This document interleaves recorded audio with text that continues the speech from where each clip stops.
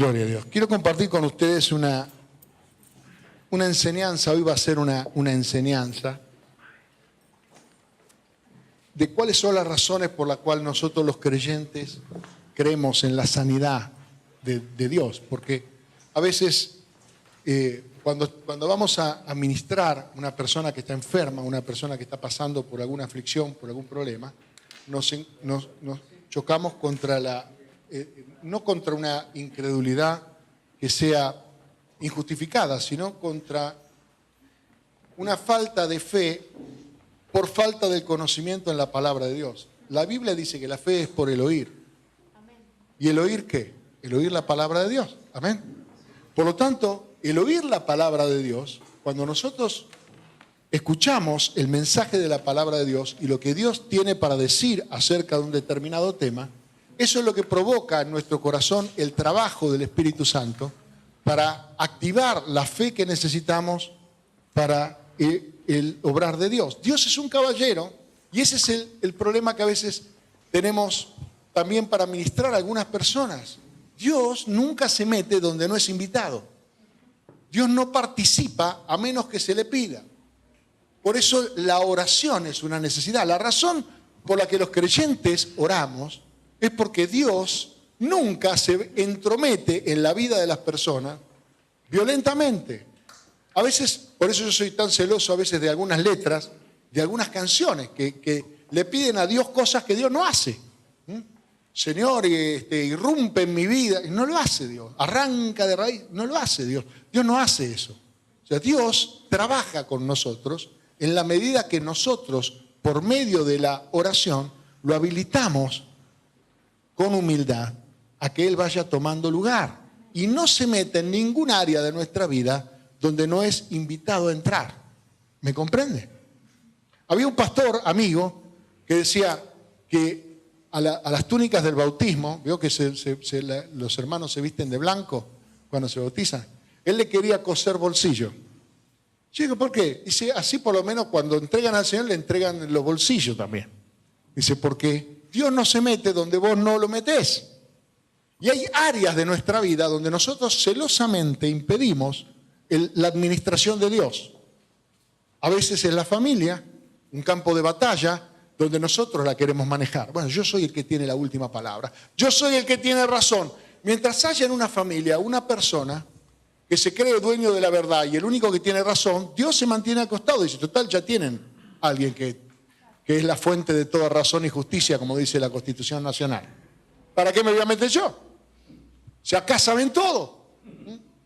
Cuando una persona tiene 58.000 métodos propios para mantenerse sano, esas personas que tienen una obsesión, entonces no dejan, digamos, el obrar de Dios, no entregan esa área de su vida al Señor. Otras personas no entregan su finanza, su economía al Señor, no la entregan. Dicen, no, yo lo sigo manejando y hasta acá venimos bien. Pero desconocen el potencial de lo que tienen las cosas cuando Dios las administra. ¿Me comprende? Dice, no, yo la manejo y con mi manejo va bien, pero Jesús te agarra 5 panes, 2 peces y le da de comer a 5.000. Si vos podés hacer eso, entonces dale para adelante vos. Si no, ponelo en la mano del Señor. ¿Me comprende? Hay personas que dicen, sí, yo cuido de mi familia y yo salgo la cara por todo. Bueno, ok. Marta y María le dijeron al Señor, llegaste tarde, hubiera llegado más temprano, mi hermano no se habría muerto. ¿Me comprende? Ellas le querían decir al Señor a qué hora el Señor tenía que llegar. El Señor dijo, yo soy la resurrección y la vida, a cualquier hora que yo llego, llega la vida. Llega la resurrección, a cualquier hora que yo venga. Porque el poder de Dios es inherente a Dios, el amor de Dios es el carácter de Dios. La gracia de Dios es el carácter de Dios. Dios, como dice el apóstol Pablo en la carta a Timoteo, no puede negarse a sí mismo. Dios no puede disimular su carácter. Cuando una persona se encuentra con Dios, dice, ¿será que Dios me ama a mí? No puede ser de otra forma, es su carácter. Él te ama. Amén. Así que vamos a revisar un poquito la palabra de Dios. Mateo capítulo 15, verso 29 al 31, dice, Pasó Jesús de allí y vino junto al mar de Galilea y subiendo al monte se sentó allí. Y se le acercó mucha gente que traía consigo a cojos, a ciegos, a mudos, a mancos. ¿Cuántos saben lo que es un manco? ¿Qué es? Una persona que le falta un miembro superior. ¿Amén? Lo trajeron a Jesús y dice, y otros muchos enfermos, y los pusieron a los pies de Jesús y los sanó. De manera que la multitud se maravillaba viendo a los mudos hablar, a los mancos sanados, es decir, un milagro creativo, donde no había nada, luego había una mano. ¿Me comprende? Un manco sano es alguien que le falta una mano y el Señor se la puso. Amén. Dice, a los cojos andar, a los ciegos ver, y glorificaban al Dios de Israel. Así que el ministerio de Jesús se caracterizó no solamente por la revelación de la palabra, porque Jesús trajo sobre nosotros una revelación que el pueblo de Israel no tenía, que es la paternidad de Dios. Cuando Jesús se presenta como hijo de Dios, lo primero que ocurre es que para que haya un hijo tiene que haber un padre. Y cuando Él se presenta como hijo de Dios y nos presenta a Dios como padre, empezamos a entender los atributos paternales de Dios sobre sus hijos. ¿Quién que tiene un hijo no desea que su hijo sea feliz? ¿Quién, dijo Jesús, siendo malo ustedes, si su hijo le pide un pan, le da una piedra? ¿Quién de ustedes, siendo malos como son, si su hijo le pide un pescado, le da una serpiente? Si ustedes que son malos no hacen semejante maldad con sus hijos, ¿cómo lo va a hacer vuestro Padre que está en el cielo con los que confían en Él? Así que la primera revelación que Cristo trajo acerca de su relación con los hombres es su paternidad. Por eso Jesús enseñó a los discípulos a orar, Padre, ¿qué? Nuestro. O sea, de Él y de nosotros. Por lo tanto, a todos los que creyeren, a todos los que le recibieren, dice en el Evangelio de Juan, y a los que creyeren en su nombre, Él les dio una potestad, Él les dio un derecho de ser hechos hijos de Dios. Amén.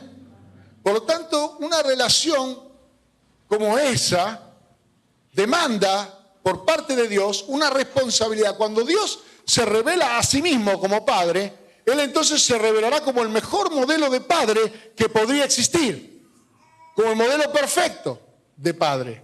Ninguno puede ser mejor que Dios como Padre. ¿Me comprende? Entonces, cuando Él ve que hijos de Él están débiles, que están necesitados, que están enfermos, que están rengos, que están doloridos, que están padeciendo por diferente necesidad, Él lo que espera es que vengan a Él, que se acerquen a Él, que Él es la fuente de salud. Amén. Mire, en Éxodo capítulo 15, verso 26, encontramos la identidad de Dios. Es un pasaje del Antiguo Testamento, pero es una promesa donde Dios se revela con un nombre, ¿me comprende? Para que usted pueda identificar a qué Dios nosotros le estamos orando. Dice, y dijo, si oyeres atentamente la voz de Jehová tu Dios, e hiciera lo recto delante de sus ojos, y dieres oído a sus mandamientos, y guardares todos sus estatutos. Con esto podríamos predicar toda una semana. Ninguna enfermedad de las que envié a los egipcios la enviaré a ti. Pero ¿sabe por qué? No porque usted guarda los mandamientos, ni porque usted guarda los estatutos, ni porque usted se mantiene en obediencia. No, no, no. Él explica por qué. Porque yo soy Jehová, tu sanador. Por su carácter, no por lo que usted puede hacer. Obviamente que a usted le conviene guardar los mandamientos de Dios. A usted le conviene mantenerlos cerca. Es decir, cuando una persona le da la espalda a Dios, anda en desobediencia y no le interesa la voluntad de un padre que lo ama, que es perfecto, que siempre tiene un buen consejo para darle, obviamente que se meterá en problemas. Pero aquí Dios dice, yo te voy a sanar, no voy a enviar sobre ti enfermedades, no porque vos seas bueno y te lo merezcas, sino porque yo soy tu sanador. Es mi carácter, es mi personalidad, no me permite ver la enfermedad y mantenerme indiferente. No puedo desoír el clamor de un hijo mío en angustia, salvo que Él definitivamente me dé la espalda. ¿Me comprende? Y eso Dios lo respetará. Pero su carácter es un carácter sanador. ¿Qué pasa? Que muchas personas creen que muchas desgracias y cosas que les ocurren las mandó Dios. Y equivocan el rumbo como los israelitas equivocaron el rumbo en el desierto. Cuando Dios los liberta y los saca de Egipto, de la esclavitud, ellos tienen que atravesar el desierto para entrar en la tierra prometida, para cruzar luego el Jordán y entrar en Canaán. Yo le hago una pregunta, ¿el desierto se hizo desierto cuando pasaron los israelitas o ya era desierto antes? Y cuando lo empezaron a atravesar se empezaron a quejar. ¿Cómo en el desierto no hay McDonald's? ¿Cómo en el desierto no hay Coca-Cola, refresca mejor? No hay nada. Es un desierto, hermano, era un desierto. Si vos estás dispuesto a caminar el camino del Señor, siempre vas a saber que antes de la bendición, que antes de la promesa de parte de Dios, habrá un tiempo de sequía, habrá un tiempo donde tendrás que caminar por fe, donde parece que no hay recursos, pero eso lo hace Dios para que específicamente aprendas a depender de Él. Y luego cuando venga la abundancia, no te olvides que fue Él el que te sacó del desierto y te puso en la tierra de promesas. ¿Me comprende? En el desierto, como dice la propaganda de Patalgina, me siento bien. ¿Por qué? Porque la Biblia dice que de noche una columna de fuego los alumbraba, que de día una nube los cubría, que cada mañana descendía del cielo maná para que ellos comieran, para que ellos tuvieran el sustento. Pero cuando ellos atravesaron ese desierto y entraron en la tierra prometida, ellos entraron con el testimonio de un Dios que los guardó. 40 años, dice en el libro de Deuteronomio. Su ropa no se envejeció. 40 años. 40 años, sus pies no se hincharon en el camino. Lo dice la Biblia, Deuteronomio, creo que 7 u 8 por ahí. Y entraron en la tierra prometida sanos. El Salmo 105 dice, los sacó con plata y oro en esa noche. Los egipcios le entregaron todas sus posesiones, todos sus bienes, con tal que se vayan. Pero dice también el Salmo 105, y no hubo entre ellos enfermo. Es decir, que en una noche Dios los sanó para que pudieran caminar 40 años sin padecer enfermedad. ¿Me comprende? ¿Sabe por qué? Porque eran buenos. Usted sabe que no eran buenos. Ustedes eran igual que nosotros. Se quejaban de todo, protestaban de todo, tenían nostalgia de las cosas pasadas, extrañaban la cebolla en Egipto, los pepinos, querían comer lo que comían antes, eran esclavos pero comían bien. El maná los tenía aburridos. No entendían que la libertad era lo más importante, que lo demás no vale nada. Pero en esos 40 años, Dios los disciplinó y los metió en la tierra prometida para que ellos comprendieran que fue Dios el que los sacó y que fue Dios que los metió en las promesas, por su carácter de Dios sanador y no por el mérito de ellos. Amén. Gloria a Dios. Ahora, la sanidad, si uno tiene que describir a Dios, dice, bueno, pero tengo que tratar de entenderlo. Uno conoce a una persona por ciertos atributos de su carácter. Cuando alguien me tiene que presentar a alguien, mira, te voy a presentar a esta persona, qué sé yo, que tiene esta habilidad, que tiene esta capacidad, que es conversador, que es buen amigo, que es una persona amable, que tiene buen carácter. O sea, trata de describirlo, ¿no es cierto? Pero cuando uno se olvida de cuáles son los atributos de Dios, es cuando la fe empieza a menguar y a darle ventaja al enemigo y hacerte convencer que Dios es el que trae sobre nosotros la desgracia. Dijimos, En primer lugar, Dios no es el enfermador, Dios es el sanador. Por lo tanto, Dios no me va a enfermar. Pero el Salmo 103 dice, Él es el que perdona todas tus iniquidades, Él es el que sana todas tus dolencias. Escuche bien, aun cuando haya intervención de la ciencia, Dios que hizo al hombre le dio la ciencia. Por lo tanto, Él es el que sana las enfermedades. Dios puede usar los métodos que Él quiera. Él puede usar a otro hombre, Él puede usar la medicina, pero en realidad el que creó el cuerpo es el que más capacidad tiene de restaurarlo, ¿me comprende? De volverlo a la condición saludable. Entonces dice en el Salmo 103, pero recuerde que en el Salmo 103 el salmista habla consigo mismo. Amén. En el verso 1 dice, bendice alma mía a Jehová y no te olvides de ninguno de sus beneficios. ¿Sabe que el problema de la memoria, ¿no es cierto?, de no acordarse de quién es Dios, es el que hace que muchos creyentes disminuyan en su fe? Porque no recuerdan que Dios es el que perdona tus iniquidades. No, Dios es el que me condena. No, Dios es el que perdona.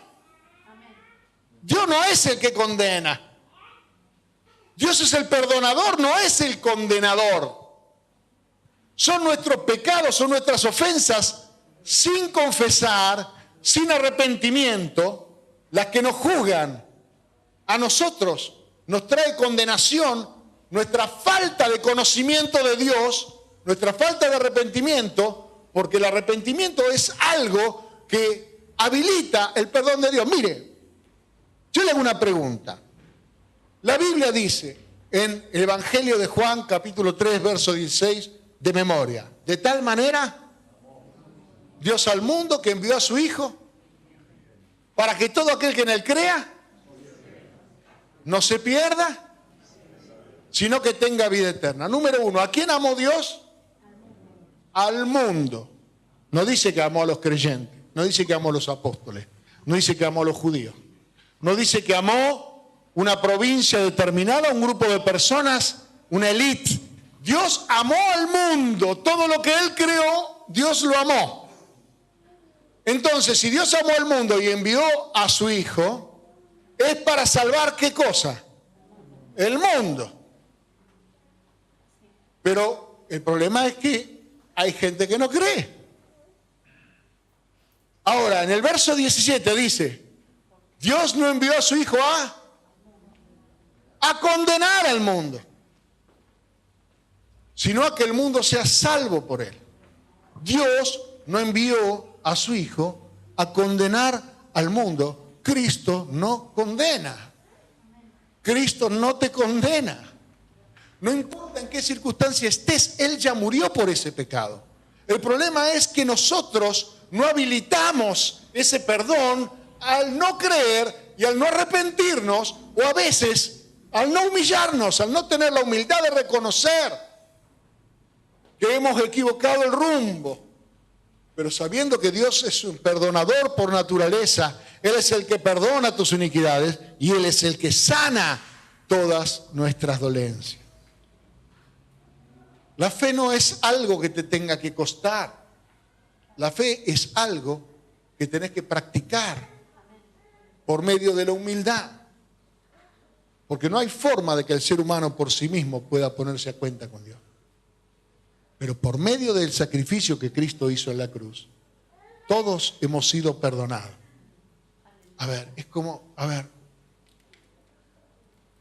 Había una mujer, cuentan una historia, ¿no? Que una mujer que no sabía ni leer ni escribir,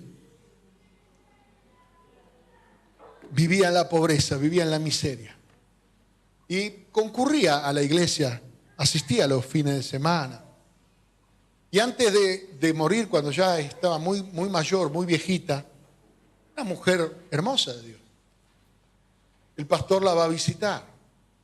Y entonces le dice, hermana, ¿quiere que yo ore por usted, por alguna cosa? A mí dice, pastor, dice, mi hijo vive del otro lado del mundo y yo aquí en esta miseria, no tengo noticias de él, no sé qué pasa con él, salvo esas cartas que él me envía.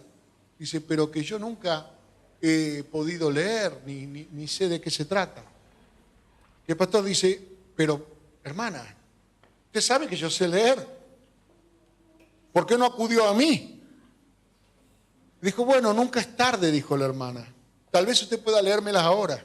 Y el pastor, una por una, empezó a leer las cartas. Y en esas cartas, el hijo le contaba sus triunfos, cómo les iba bien, cómo Dios lo había bendecido y todo lo demás. Pero, ¿sabe qué? Cada carta estaba acompañada de un cheque. Y esa mujer vivió y murió en la miseria, dejando una infinidad de cheques sin cobrar, por no saber, por ignorar, por no tener la humildad de decirle a su pastor, pastor, ¿me lo lee para mí? Y usted dice, qué necedad, ¿no es cierto? A pesar que era una mujer hermosa de Dios. Y yo le digo, ¿cuánta gente hermosa de Dios hay? ¿Cuánta gente maravillosa de Dios con un buen corazón que ignora cuánto Dios le ama? Que ignora lo que Dios quiere hacer con tu vida, que se pierde bendiciones, cheques a cobrar a tu nombre, a causa de tu ignorancia, pero bendiciones que Dios conquistó por medio de Cristo en la cruz, todo lo que Él pagó por nuestro pecado, por ignorarlo, por preferir, no me quiero volver loco con estas cosas. Pero hay de Dios gracia en abundancia para que todo aquel que crea en Él reciba su bendición. Él es el que perdona tus iniquidades y Él es el que sana todas tus dolencias. ¿Estás sano? Dale la gloria a Dios. Él es el que sana tu dolencia. Si alguno está sano y no da la gloria a Dios, bueno, es un desagradecido. Pero si alguno está sano, dale gloria a Dios. Y si alguno está enfermo, dice la Biblia, llame a los ancianos de la iglesia que ungiéndole con el aceite, la oración de fe sanará al enfermo. Amén. Mire, si tuviera algún pecado, dice, también le será perdonado. Porque la fe habilita el perdón de Dios. Es el carácter de Dios. Cuando Jesucristo se despidió de los discípulos, después de haber resucitado, dice que se presentó delante de ellos y les reprendió su incredulidad. Y le dijo, id y predicad el evangelio a toda criatura. El que creyere y fuere bautizado será salvo. Y el que no creyere será condenado. Pero luego le dijo, estas señales seguirán a los que creen. En mi nombre echarán fuera demonios. Y en el verso 18 dice, tomarán en las manos serpientes, si bebieren cosa mortífera, no les hará daño, sobre los enfermos pondrán las manos y sanarán. ¿Dice que estas señales seguirán a los apóstoles? No. ¿Dice que estas señales seguirán a los pastores? No. ¿Dice que estas señales seguirán a los evangelistas, a los profetas, a los maestros? No. Dice que estas señales seguirán a los que creen. Es decir, cuando una persona cree de corazón, habilita el poder de Dios en su vida. Pruebe orar por su familia. Pruebe creerle a Dios. Ore por su familia. Pídale al Señor, Señor, yo creo. Y esta es una señal que siga lo que creen. Yo en el nombre de Jesús oraré por mis hijos, oraré por mis nietos, oraré por mis familiares, oraré por quien quiera. Nunca por alguien que no quiera. Nunca por alguien que no lo pida. Pero mientras tanto, tengamos en nosotros esta habilitación de parte de Dios. Esta es una señal que seguirá, que continuará. Y ¿sabe qué? Jesús dijo que Él iba a estar con nosotros todos los días hasta el fin. Por lo tanto, estas señales seguirán todos los días hasta el fin. Es una señal de que hemos creído. Amén. En 1 Corintios capítulo 12, verso 7 dice, pero a cada uno, ¿cuántos son cada uno acá? ¿Hay alguno que no es cada uno? Porque si dijera a todos, yo diría a todos, por ahí es una cuestión colectiva. Pero el apóstol Pablo se toma el trabajo de explicar que no es a todos, como algunos piensan, bueno, esto es una cuestión colectiva, cuando la iglesia se mueve. No, no, esto es una cuestión individual. A cada uno le es dada la manifestación del Espíritu Santo para provecho. Porque a este le es dada por el Espíritu palabra de sabiduría, a otro palabra de ciencia, según el mismo Espíritu, a otro fe por el mismo Espíritu, a otro dones de sanidades por el mismo Espíritu. ¿Sabe por qué dones de sanidades aparece en plural? Porque los demás aparecen en singular y dones de sanidades aparecen en plural? Porque lamentablemente el ser humano limitado, a veces en su fe, tiene una fe limitada para algunas sanidades específicas. A mí me ha pasado. A mí me ha pasado. Por ejemplo, había una época donde yo tenía, no sé, era una fe particular en ese momento, y yo oraba en todos los lugares donde iba por las personas que tenían problemas de hueso y pie plano. Y Dios los sanaba. Sanaba los pies planos. Es más, yo sentía en mi mano, cuando ponía la mano sobre el empeine de la persona, sentía los huesos del pie acomodarse y hacerse el arco. Hay personas que fueron testigos de eso, que lo han visto con sus ojos. No es que lo hacía yo, lo hace el Señor, ¿me comprende? El que sana es el Señor. Pero hacíamos la invitación a orar. Recuerdo una oportunidad, una mujer que me dice, por favor, porque la gente, a veces cuando oramos, la gente se cae, ¿no es cierto? ¿Sabe por qué se cae la gente? Porque no se puede quedar parada. No sé por qué se cae la gente. Algún día lo sabremos. ¿Por qué no se caen todos? No sé tampoco. Pero algunos se caen. ¿Por qué? Porque pienso yo que es porque Dios lo necesita en ese momento plenamente sometido a su poder. Que Dios lo necesita en ese momento, digamos, es como a veces, es como un coma inducido, ¿vio? Pero bien, pero espiritual. Necesita que esa persona se rinda de esa manera. A veces ocurre. Y ninguna persona que yo he conocido no ha recibido algo de parte de Dios cuando Dios lo toca de esa manera. Siempre al pararse hay algo que ha cambiado en su vida. Hay algo que se manifestó. Y esta mujer me dice, pastor, dice, no ore por mí, dice, porque yo tengo muy mal la rodilla y no me voy a poder parar. Era una mujer bien grandota. Y yo dije, hermana, si yo pudiera empujarla a usted, sí. Digo, no, yo no. Póngale la firma. Olvídese que si yo le empujo usted no se cae. Y sin embargo levanté la mano así un domingo por la mañana, la hermana se desmoronó. Y yo dije, justo se tenía que caer esta. Podían haber caído. Hermano, con la rodilla rota, se paró como un atleta, como Nadia Comaneci. Tenía la rodilla sana, no tuvo ningún problema. En una oportunidad oramos por una persona con la rodilla rota, un culto del lunes. La persona se olvidó que vino con la rodilla rota, se fue a la casa, se acordó en la casa, volvió al culto a dar gracias. Ya se habían ido todos, porque Dios lo sanó. ¿Por qué lo hace Dios? Porque Dios es el sanador. Porque Dios es el sanador. Y es una señal prometida a los creyentes y porque hay diferentes dones. Ahora, el don es un regalo. Usted como regalo, usted lo recibe o usted lo rechaza. Pero a mí me gustan los regalos. No sé, ¿cuánto acá cuando cumplen años algo no le gusta recibir un regalo? No le gusta recibir algo. Y el Padre le dio de regalo a la iglesia el don de sanidad. Está en la iglesia, está en el Espíritu Santo de Dios, para que todo aquel que crea en el Señor Jesucristo sea sano. Porque Dios ya hizo la obra. ¿Me comprende? Mire. Y alguno dice, ¿y será la voluntad de Dios que yo me sane? Porque hay gente que lucha contra un Dios.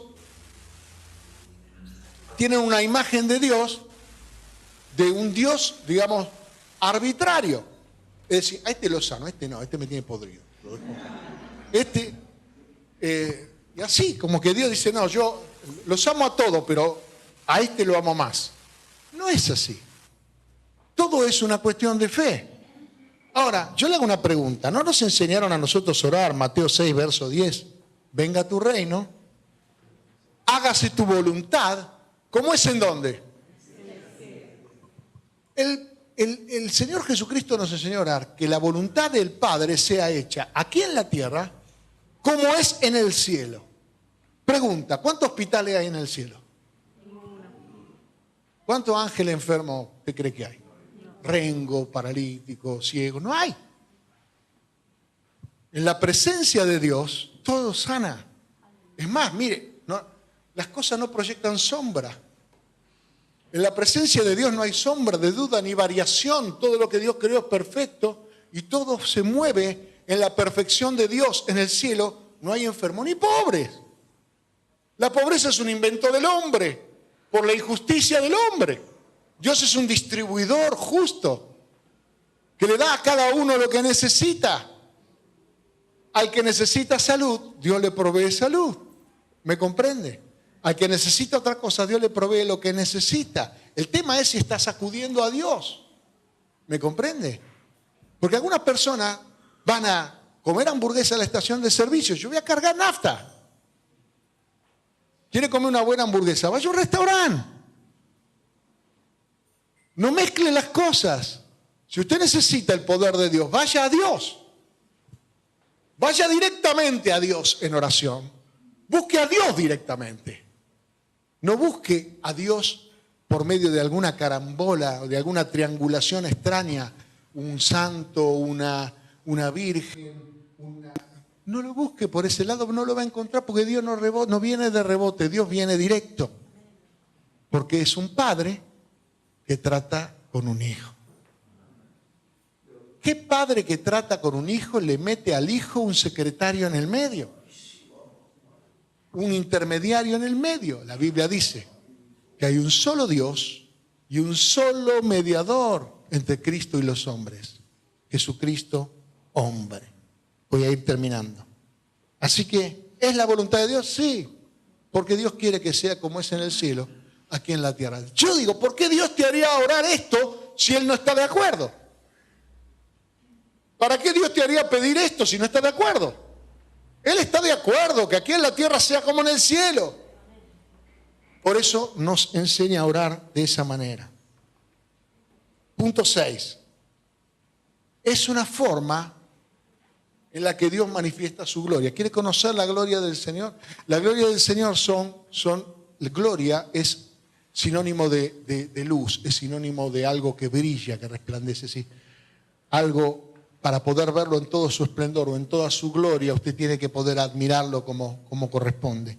Y dice en Isaías 35, ellos verán la gloria del Señor, la hermosura del Dios nuestro.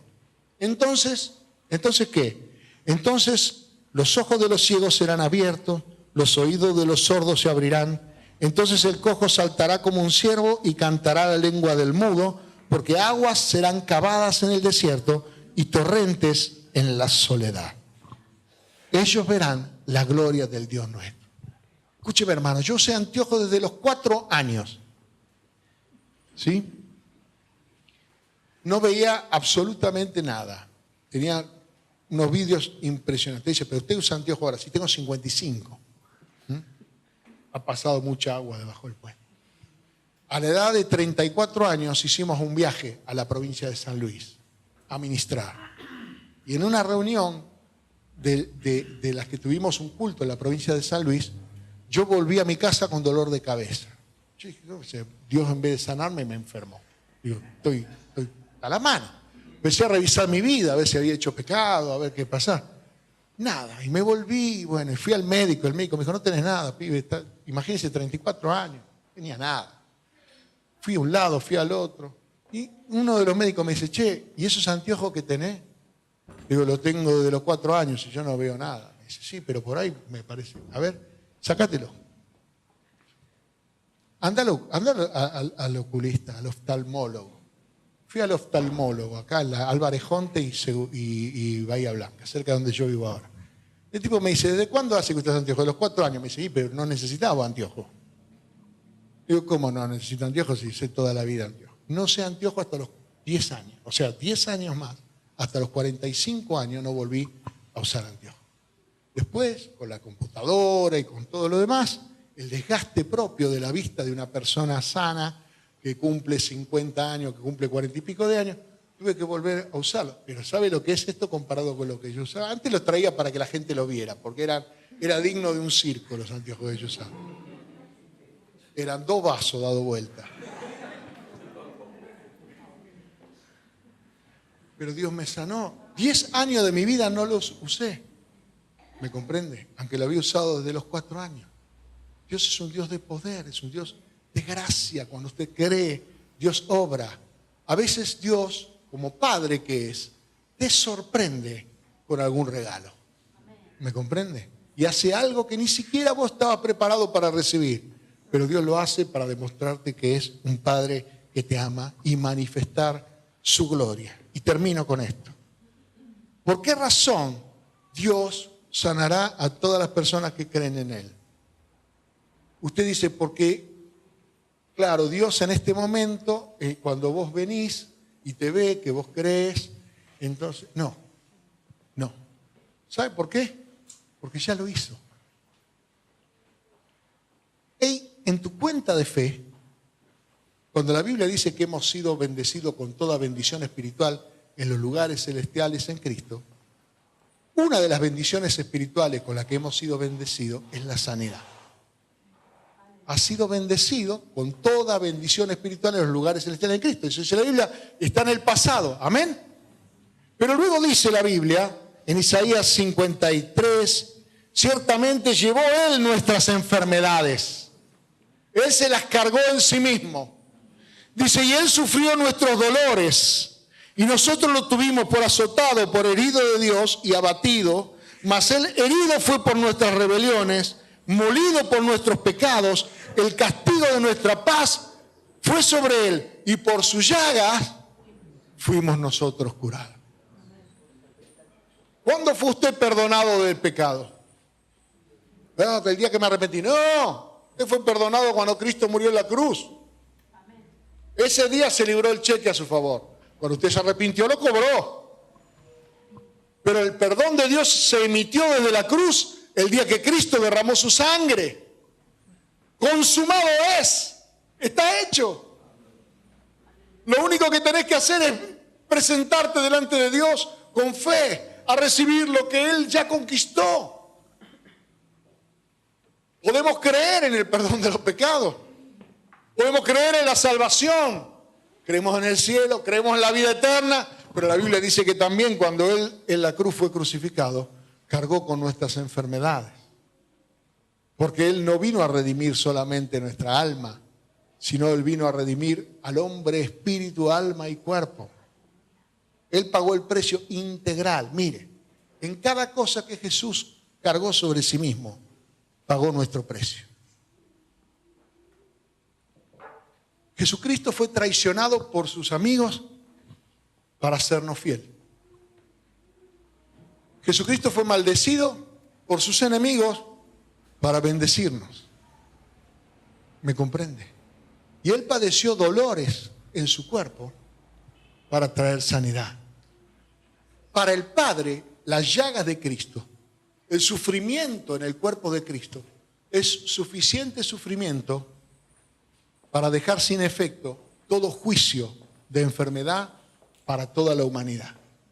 Así como Cristo muerto en la cruz se llevó el pecado de la humanidad entera, así Cristo muerto en la cruz, derramando su sangre en la cruz, por su llaga nos hace a todos sanos por medio de su sacrificio en la cruz. Porque el sacrificio de Cristo fue perfecto y Dios no demanda ningún otro sacrificio de parte del hombre. Ya Dios se dio por satisfecho. Consumado es. ¿Alguien puede negar el sufrimiento de Jesús? ¿Alguien puede negar lo que Cristo padeció? ¿Alguien puede ser ignorante del dolor de sus manos al ser traspasada por los clavos, su frente con la corona de espinas, su costado al ser traspasado por una lanza, sus pies, la cantidad de azotes que recibió, de latigazos que recibió durante toda esa noche hasta la mañana cuando lo presentaron para ser crucificado? Nadie lo niega, no hay forma de poder negar que el cuerpo de Jesús era una llaga viva. La Biblia dice que lo miramos y cuando lo vimos no había ningún atractivo en él. Al contrario, nos espantamos de lo que vimos. Lo vimos desfigurado. Cómo Dios apartó el rostro de ese hombre, decían algunos. Dice que la barba le fue arrancada. Mire, hermano, usted se saca un pelito con la pinza de pilar y le duele. Imagínese a alguien que le arrancaron la barba con la mano. ¿Me comprende? Padeció, sufrió. Fue el hombre más hombre que hubo sobre la tierra. Ninguno como él. Eso es ser hombre. No gritar o pelearse o hacerse guapo, Ser hombre es dar la vida por sus amigos, es dar la vida por los demás, es jugársela por los que uno ama. Eso es ser hombre. Eso es lo que Cristo hizo. ¿Y sabe lo que el Padre dijo? El Padre dijo que como Él se humilló y como Él se hizo esclavo de todos, su nombre sería exaltado hasta lo sumo, para que en el nombre de Jesús se doble toda rodilla y toda boca confiese que Jesucristo es el Señor, para la gloria del Padre. Este pasaje lo repite Mateo en su Evangelio. Por su llaga fuimos nosotros curados.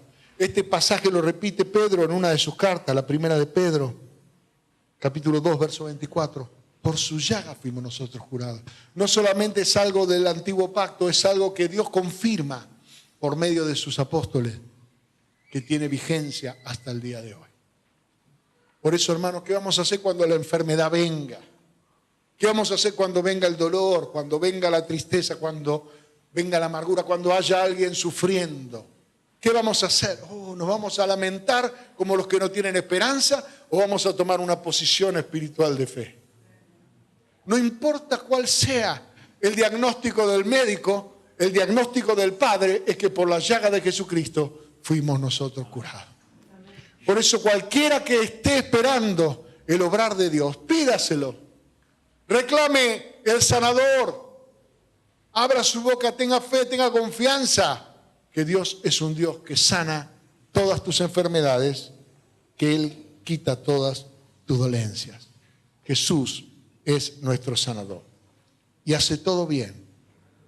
Él le da vista a los ciegos, oído a los sordos, no hace al revés.